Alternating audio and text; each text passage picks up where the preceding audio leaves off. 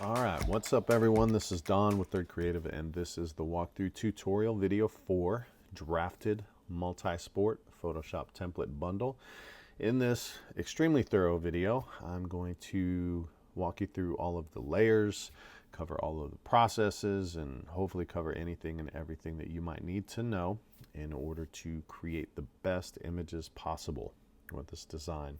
Calling this one Drafted basically because, well, one, I'm running out of name ideas, but also when I look at it with the detail here that you might be able to see, we've got these lines, we've got this kind of paper grunge edges. It just gave the vibe or feel of kind of like draft, table, blueprint, early sketch, design concept. And so there's also a play on words here. Maybe she'll be drafted into the WNBA, who knows? But we're going with Drafted, and I really like it. It's got lots of options. As you'll see out of the box, it comes with a white background. You can use some bold contrasting colors for the accents, but you can really do a lot with it. You can go with a very bold and saturated, vivid background. You'll notice that I like to often match the background with the jersey color. It doesn't always work. You obviously want your subject to stand out. So sometimes I'll switch it up. You can see here I've got black with red in the background, but you can really go any direction you want, and it always starts for me with their jerseys or their uniform colors. So you can see here we've got some more colors. We've got a dark black background, or I guess you'd say dark gray, white again, all kinds of options. You can also see up here, I'm kind of flying around the place, but I went ahead and threw in a little secondary image on this one just for the heck of it. So that's an idea and an option you can do on your own if you want to. And you could even make it where their feet show. But if you don't want to have feet showing, which I think is most of us, we can go this route. Another option is to do full body with your primary image. So I'll put an example of both here where you could hide the feet and you can also show the feet. A few more examples, and I really like the game day file. I think it makes some pretty sharp social media game day images.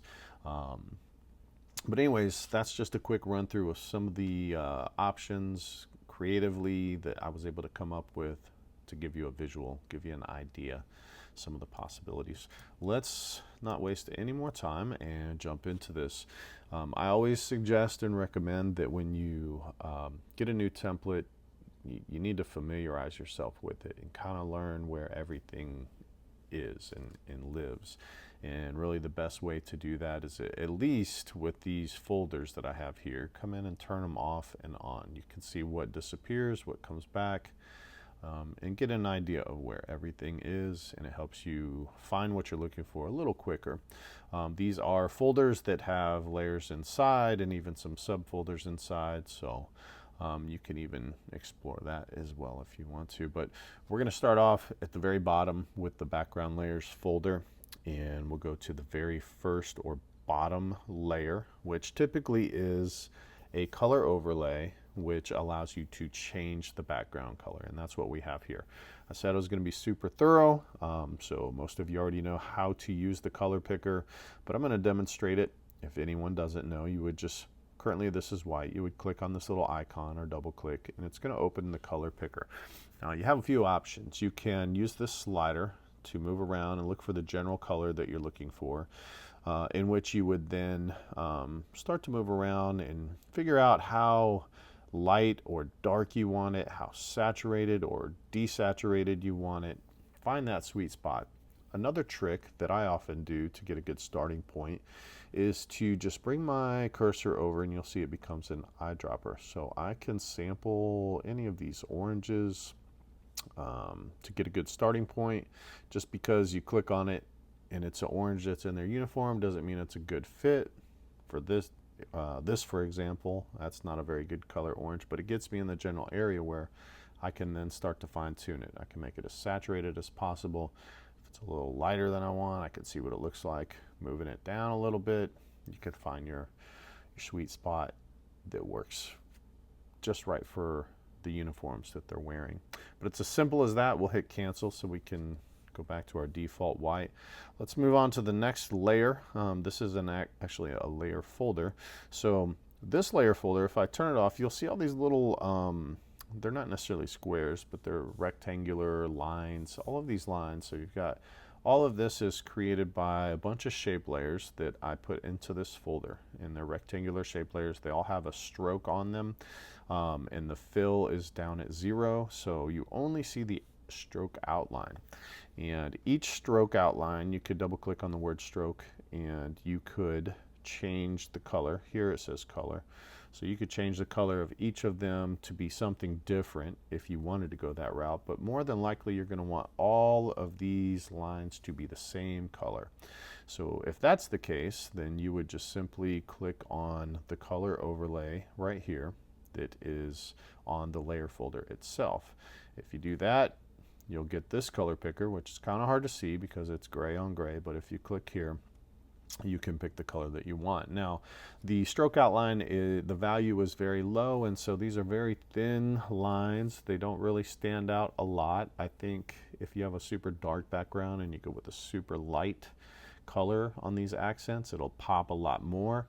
You really just got to find the sweet spot that looks good with the background color that you're using. Usually super high contrast is a little busy and a little too distracting, and that's why I have this subtle gray that is on top of the white for this default look or design. But yeah, you can see it's all red here. We'll cancel out of that. You probably are good to go once you change the color, but like I said, if you want to change the color independently, you would just turn off the color overlay that is on the folder itself, and then you would have to click each stroke to change the color to the color that you want. So most of you probably won't do that, but you may find yourself in that situation. Another thing that most of you won't need to do, but some of you may run into a scenario where you want to change where these lines fall. If you select any of these, you can turn them off and on to figure out where they're at, or if I have the move tool selected, it'll auto highlight. But you can then, once you have it selected, come over, click on an anchor point, then click inside anywhere, and you can move it around. You can also click on any of the side anchor points to activate it, and then click and drag in, out. These are on the sides or the top or bottom.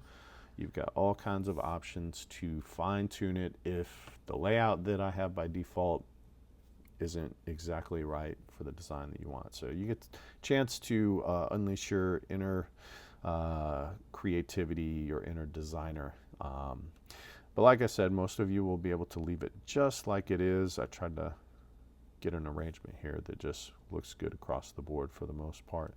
The next layer folder we have is circle accents, and it's basically the same thing.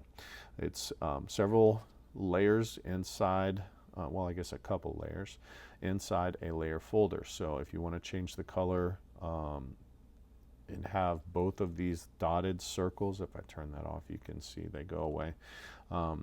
It's the same subtle gray color, but you can double click on the word color overlay, click on this little icon, and there you can see it a lot more boldly, a lot more prominently.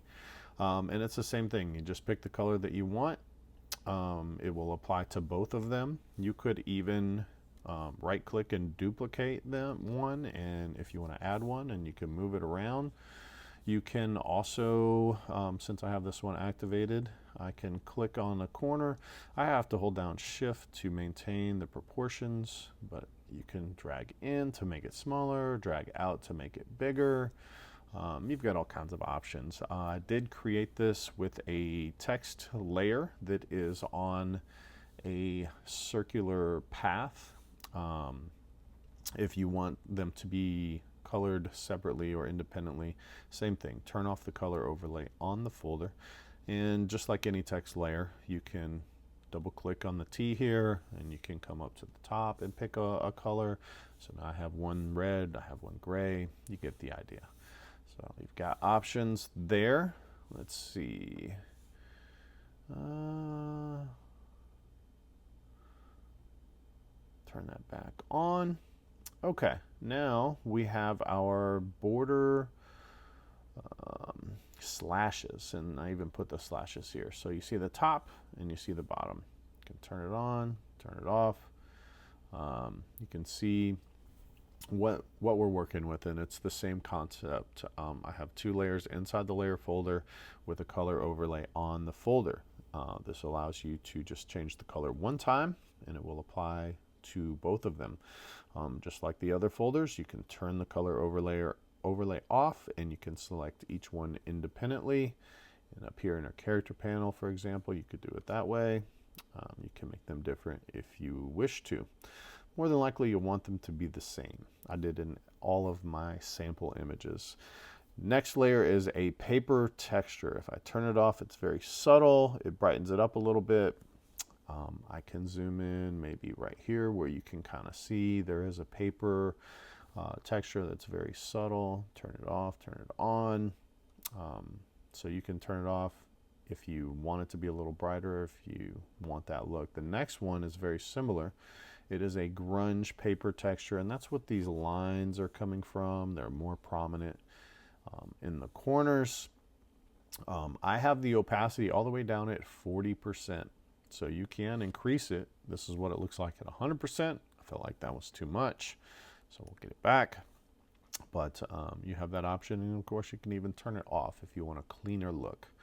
So those are some options. The next option is a pretty big one that I'm not sure everybody uses, but this is the vignette, and I use the exposure adjustment layer with a layer mask here, and this just kind of darkens the corners, kind of a very gradual circular spotlight effect. It draws you into your subject. So if I turn it off, you can see it just kind of flattens it out, which still looks good.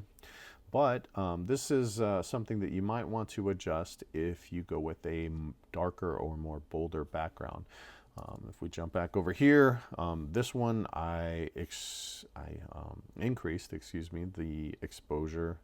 Actually, I guess you would say decrease. I increased the effect because it just wasn't showing up near as much on this darker background as it was the lighter background. Same thing here, but you get the idea. The way that you do that is simply double clicking on this little icon right here. Now I have my properties up here, but it may come out in its own window. Either way, once you have your properties up, this top slider, you can move it to the left to increase the effect. You can move it to 0 to have no effect, and then it will have the opposite effect. If you start to go to the right, it will make it brighter on the edges, which there may be a scenario where that is something you would want to do, but more than likely you would just stick to the left side here to make it darker. There we go. Get it back to its original state, and that is everything that is in the background layers folder. We're going to move along to our background text. If we open this up, well, actually we'll turn it off. So this is background text layers. These lower text layers I want in front of the subject, so they're in a separate folder, but you can see everything up here at the top. So we've got our bold, prominent text layers, but then you also see this, this outline text that's behind it, kind of some accents and some details. It's all in this one folder. So we'll just start, I'm going to start at the top of this layer folder instead. So up here we've got our upper subtext. Now I put varsity in parentheses because that's what it is by default. So you can see it's up here in the top left hand corner. You can turn it off. You can change what it says. You can change the color. Changing text is as simple as double clicking on the T icon to highlight it and typing in what you want. Now if you do change it, it may not fit in this nice little space, and so that's a scenario where you may click on the anchor point, move it to fit the space better. You may even go back to that folder that contains these outlines, move this over if you need a little more room. Another option is to change how much space is in between each character. So in your properties panel, if you have the text layer selected and you look at your properties excuse me, character panel, not properties panel.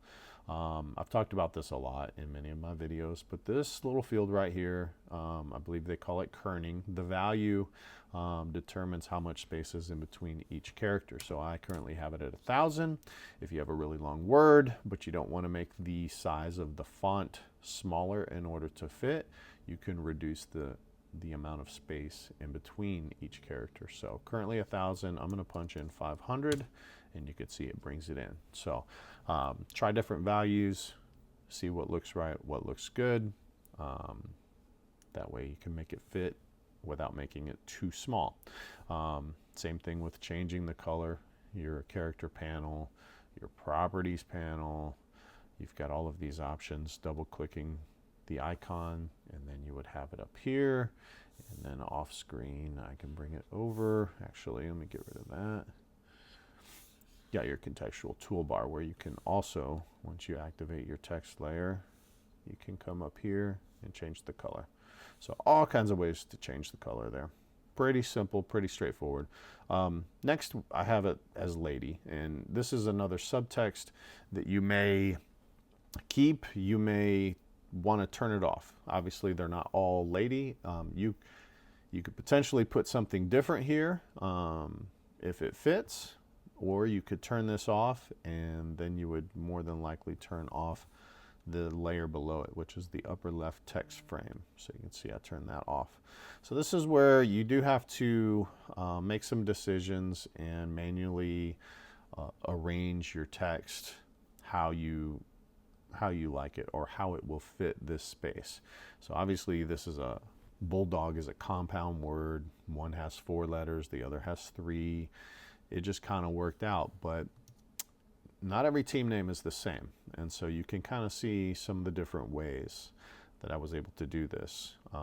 You're able to rotate this side text here so that it's horizontal.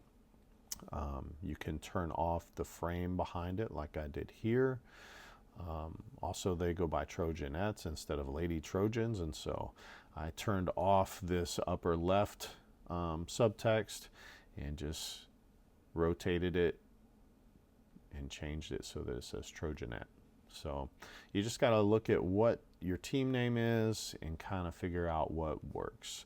So I could have football club, or I could have FC. They go by Fallstown FC. I thought that worked well there. Here you can see I just went with 3 simple horizontal text layers, and I don't have any of the vertical text. So here we have holiday, eagle, baseball. You get the idea. You just got to look at what you're working with. Not everything will look good by splitting a word like this, and that's understandable. Obviously eagle doesn't. So you come back to this product page on my website. If you need to look at some examples of how I did it, you can have it overlapping like I did here. So here's an example where it says lady, but I went with WFHS. It's Wichita Falls High School. Maybe there's something that applies to your team that would work. It could even be, in this example, I could have had holiday vertical on the side. All kinds of options. So anyways, I think I've covered that thoroughly enough. But basically you would need to scale everything. I mean, we already talked about how to change the colors. Same thing on these frames. You can change the color with the color overlay. We've already talked about that. So it's just a matter of arranging. Now, if you aren't already familiar, if you want to rotate it the opposite of the orientation that it is. For example, I have lady here.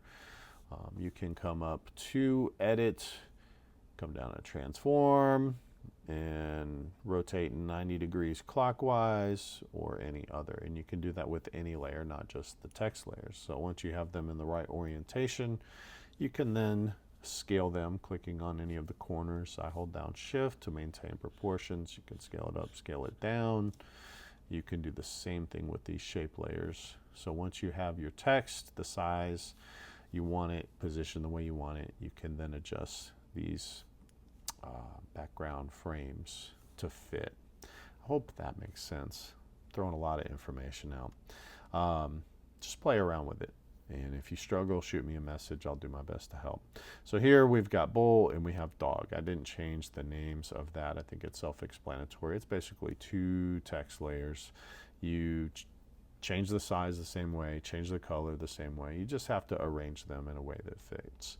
So here we have our right side vertical text. Same exact thing. Once you get it how you want it, it will still say lady. Let me see if I can turn all of this off so you can see. It will still say lady, bull, dog, basketball off behind it. So we obviously want to update that, and there's a few ways to do that. One is to manually do it. You can come in here, double click on each of these text layers and change it to what it says. But I think an easier way to go about this would be to either turn off or even delete these layers here. We would come up a little bit, and what we'd want to do, we probably want to leave the varsity, but I'm going to hold down Controller Command. I'm going to click on lady, and I'm going to click on basically any of these text layers that I want to duplicate in order to have that effect in the background. So we're going to go with those 4 layers. I was holding down Controller Command on while I click on each one to have them all. Now, I believe it's Alt on Windows, Option on Mac. I'm going to hold that down, and then I'm going to click on, say, this bottom one, and I'm going to come down until I have, I don't know if you can see this, the bottom right-hand corner, the layer folder has the blue outline around it. That's when I know I can let go and drop it in. So now we have all those same text layers in the back. Now they're the same size, the same position. So you can see we have this, excuse me, this gray border, not exactly the look that we're going for. Another thing is it's very thick. It's a lot thicker than it was. And the reason for that is because I have drop shadows applied on a couple of these. So we want to go in and turn off these drop shadows real quick so it doesn't apply the stroke outline to the drop shadows as well. Now you can click on each one independently and scale and position them how you want, or you can click on the top one, hold down Shift, click on the bottom one to select them all. Now, with our Move tool, if we click on one of these corners, I have to hold down Shift to maintain proportions. You may have it set up the opposite way, but I'm holding down Shift and I'm clicking and I'm dragging outward. I'm going to drag outward on this side as well. And you can move it down. You can do all kinds of things. So I'm going to leave it right here. Now, you may want to fine tune it even further. You can leave it like that, but that's not exactly how I had it. So I might come over here and select basketball and work with that independently. Make that a lot bigger, kind of move it over. I like how it kind of runs off of the screen. Same thing with lady. It needs to be a little bigger, I think. We've got room for it. You can kind of put that over here. Just play around with it. Like I said, this is a good template to release your inner designer that's hiding in there and give you an opportunity to play around and create something cool. So I've really kind of messed this up here. So I think I'm just going to go back to its original state to make it easier to clean this back up. So hopefully that makes sense. The stroke outlines can be changed. The color can be changed here with the stroke. It'll open up your layer style, and it's the same thing. You can pick any color you want. You could even, if it's too thick, you could reduce this. It's currently at 8. There's some times where I might bring it down to 5 if you want it to be not as bold, and if you want it to be bolder, you can increase it to 10. You can play around with those values. But that's how that works. So again, you just got to move things around and make them fit. You can always go to my website to look at my sample images to get some ideas of different ways you can arrange your team name. But it's not the normal, traditional, just straight across team name here, mascot name, just as simple as that. But I don't know, I think it looks pretty cool when you kind of play around with it. So we also have the paper grunge overlay that's on top of these. Now, it's dark, so the black layers, you're not really seeing it, and it's pretty subtle, but you can kind of see it on this orange. You can turn that off. It is again at 40%, so you can increase it if you want it to be bolder. That's up to you. Next we have our subject image folder. This is pretty self-explanatory, pretty straightforward, but if you have a subject image that you want to create an image with, you would drag and drop it, make sure it falls in this folder. If it falls anywhere else like this, it'll look something like that. You can just drag and drop it into that folder. Now, if you are not showing feet, I think this drop shadow that is on the subject image folder is a nice touch. You can turn it off if you don't want it. You can also double click on the word drop shadow to play with the values. Right here I've got 30% opacity. You can see the distance and the size. It's set to black. There are some situations where the background is dark. You're not going to see this very much. So you might increase the opacity to 50 or 60% or 40%, something that looks good. But once you do that, any subject that you drop in here, that drop shadow will apply to. If you want to do head to toe, if you want to show feet, maybe it's for some social media images or a scenario where you're not photographing a lot of athletes and you want to go the extra distance, all you need to do is turn off this layer mask, this gradient mask. So easiest way to do it is just hold down shift and click on the mask. It'll put an X there. And then you can scale and position your, well, I've already, I guess, cut her feet off. But imagine she has feet. You can scale and position them how you want them. And just make sure you turn the drop shadow off because it looks a little weird. It'd probably help if she had feet, but you can kind of see it's going to look like they're floating, which is not good. You'd want to create your own manual shadows. Okay, we're getting there. Next we have our lower text layers. So if I turn that off, you can see what we're working with. So starting at the top, we've got our year text layers, change color. So this is down in the bottom right hand corner, and some sports overlap years, and so that's what I did here. This is a sport that starts in 2025, ends in 2026, so hopefully you get the idea. Try to do it in a different kind of way, just to add a little something to it. But if you want to change, which it's already almost 2026, so you're probably going to need to change this anyways. So you can, on this one right here, that's 25, you turn it off, you can actually change this to 20. Now we have 2026. Or you could go with 26, come to the one below it, and go with 27. You can adjust it however you want to. The rectangles are here, so you can control all of the colors independently if you were to turn off the color overlay that's on the folder itself. But more than likely you just want to come on to the folder itself and click on the color overlay and just change the color as a whole. Simple as that. So hopefully that makes sense. I'm going to just show you, I did change some of these up. Let me see what we have here. So these are 25, 26, those are, let me see. Okay, so here's one I did, 20, 26. You could even just turn off one of the layers. Okay, so we have a few 20, 26s in here. But you could even, since I'm talking about it, you could even turn off 3 of these layers and just put the year. Let's see. Well, I just changed the opacity. Let's see. Let's go with, so if you just want it to be plain and simple, you can do that. So let's get back how we were. And next we have our player name. So here I have the player name so that it's center oriented. So as you start typing, it'll keep it centered in the middle.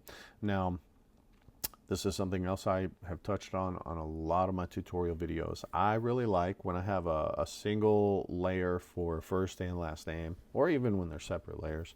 But I like to have the first name a different color than the last name in a lot of design scenarios such as this.